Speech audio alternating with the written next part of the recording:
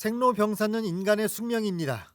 노화는 태어난 순간부터 시작되고 죽음은 병으로 인해 찾아오는데 그 인생 주기는 거스를 수가 없습니다.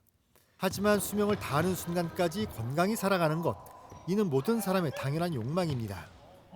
전 세계적으로 창궐한 코로나19 감염병으로 건강과 면역력에 대한 관심은 더욱 높아졌습니다. 감염병 희생자 대부분이 나이가 많거나 기저질환이 있는 경우였는데 당연히 면역력이 떨어져 있었습니다.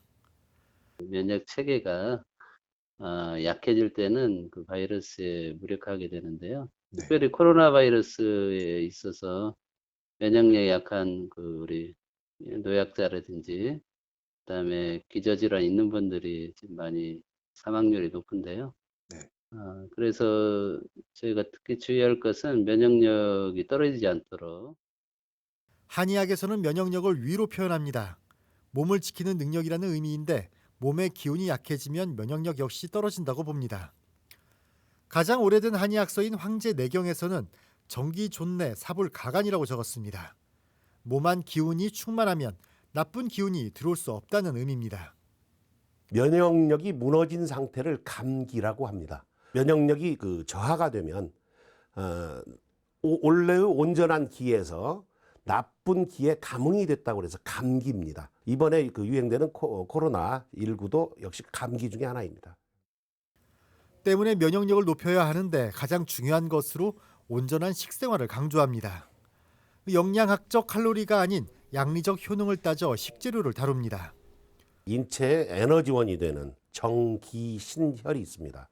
이 정기신혈의 근초적인 에너지는 곡기에서 얻게 되는 거죠. 그래서 그 곡기라고 하는 것은 바로 식생활이고, 이 정기신혈이 어떻게 배분이 되느냐에 따라서 인간 건강이 유지되고 악화되고 그렇게.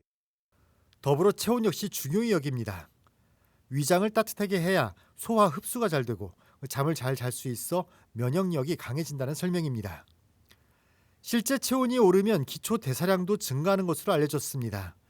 체온이 1도 상승하면 기초 대사량은 13%, 면역력은 30% 증가하는 것으로 보고됐습니다. 스트레스는 면역력의 천적입니다. 스트레스가 쌓이면 몸 안 긴장 호르몬이 과다히 분비되고 혈액순환이 어려워집니다. 몸에 열이 나는 대신 속이 냉해집니다. 표리부동이라고 하는데요.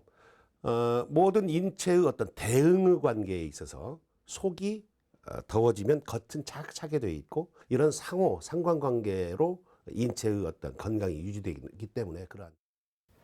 결국 면역력은 일상생활이 좌우합니다. 감염병에 대한 두려움, 일상의 정상화를 통해 극복해 나갈 대상입니다. 전주뉴스 박원기입니다.